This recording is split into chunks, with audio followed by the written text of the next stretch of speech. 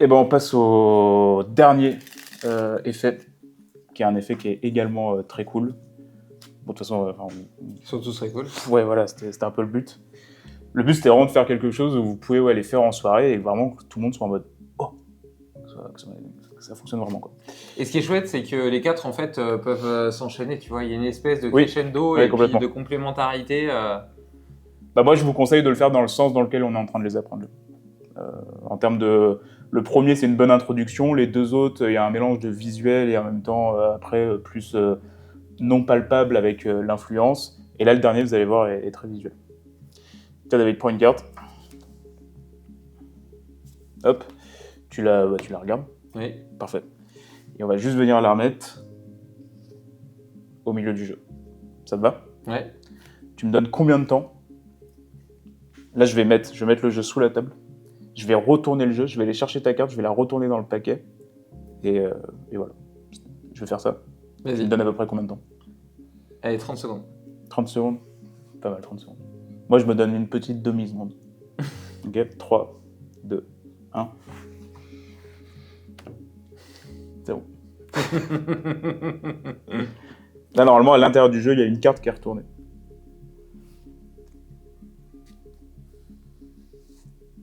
Il y a une carte qui est retournée juste ici. C'était quoi ta carte? 3 de carreau. Je te laisse regarder.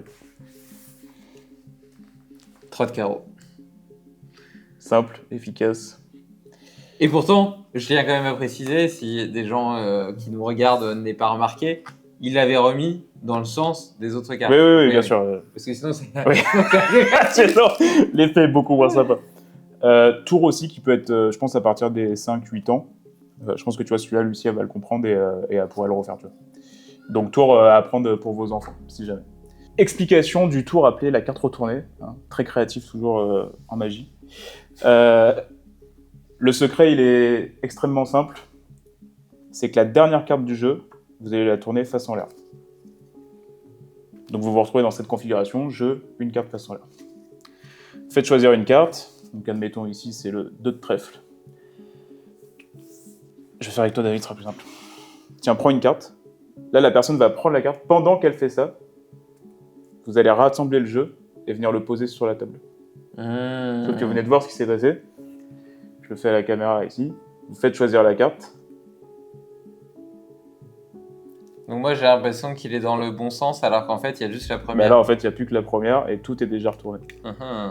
Et le geste est extrêmement naturel. N'ayez pas peur du tout. Juste faire ça, il n'y a personne qui va... Bon, faut pas faire ça, justement. Mais il n'y a personne qui va le voir. C'est impossible. Ça, c'est la première méthode pour retourner le jeu. Donc, on finit avec cette version-là.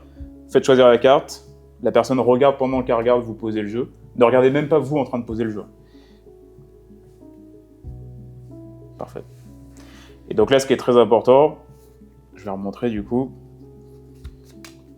Je vous conseille de ne pas laisser la personne justement mettre la carte dans le jeu. Je vous conseille vous de le faire pour pouvoir bien maintenir en fait. Ouais, parce que c'est ça. Bien maintenir le jeu, parce que là, ça peut vite, ça peut vite baver, on va dire entre guillemets. Je me mets juste là pour la caméra. Donc vraiment, voilà, venez bien vous maîtriser complètement le jeu, bien le ramener comme ça, et là vous êtes prêts. Donc là, ce qui se passe une fois que la carte est remise au milieu, donc là on est dans cette configuration. Carte choisie, une carte ici. Là, vous allez aller sous la table. Et là, ce que vous allez faire, c'est ça. Et retourner le jeu. Vous revenez bien de dos. Sinon, ça aura beaucoup moins d'impact. Et puis là, voilà, vous êtes bon. Je vous la refais. Hop. Là, vous venez de remettre la carte dans le jeu. Vous allez sous la table. Et moi, ce que je fais, c'est que je décale, je balance tout le jeu et je remonte. Et vous mettez moins d'une seconde. Quoi. Et là, vous avez la carte qui est face en l'air. Je vous montre une deuxième méthode que moi j'aime bien et qui peut être fait debout. Hop. La deuxième méthode, on retourne la carte en dessous, tac. Faites choisir une carte. Pas du tout influencé par ce choix. Et là, vous allez essayer de le faire du coup le retournement dans la main. Moi, c'est ce que je préfère faire. Et en gros, c'est de faire ça. Donc ça demande peut-être juste un peu plus de pratique, mais si vous avez bien regardé les positions qu'on a appris au tout début, normalement, vous pouvez le faire facilement. Donc là, en fait, ce que vous faites, c'est que vous partez de la mechanic grip. Et en fait, vous faites comme une bascule en fait, avec le jeu. et vous venez le récupérer. Voilà.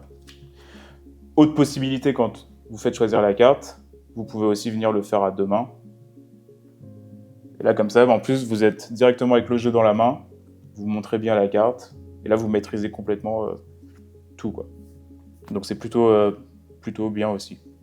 Moi, je préfère faire comme ça, en tout cas. Je vous montre encore une autre version qui est très cool. C'est qu'au lieu de retourner en dessous une carte, vous allez en retourner 2. Vous faites choisir une carte. Hop, la personne regarde. Pendant qu'elle regarde, hop, je viens de retourner le jeu tranquillement. Vous remettez la carte dans le jeu. Et là, c'est une autre version que sous la table. Au moins, on garde le jeu en visu. Vous montrez que vous retournez juste la première carte comme ça. Et vous dites, je vais essayer d'aller beaucoup plus vite que ton regard. Un regard, l'œil, il peut capter à peu près maximum 200 images par seconde. Vous racontez n'importe quoi, les gens vont vous croire de toute manière. Et vous dites, hop, t'as eu le temps de voir ce qui s'est passé? Non. Bah là, en fait, j'ai retourné le jeu, et j'ai retourné ta carte face en l'air dans le jeu. Et donc là, en fait, ce que vous faites, c'est que vous allez, hop, directement, hop, montrer le jeu qui est retourné face en l'air direct. Et ça, cet effet-là, il est sympa parce qu'on se le prend un peu, vu que le jeu est resté en visu, Ouais. c'est assez cool.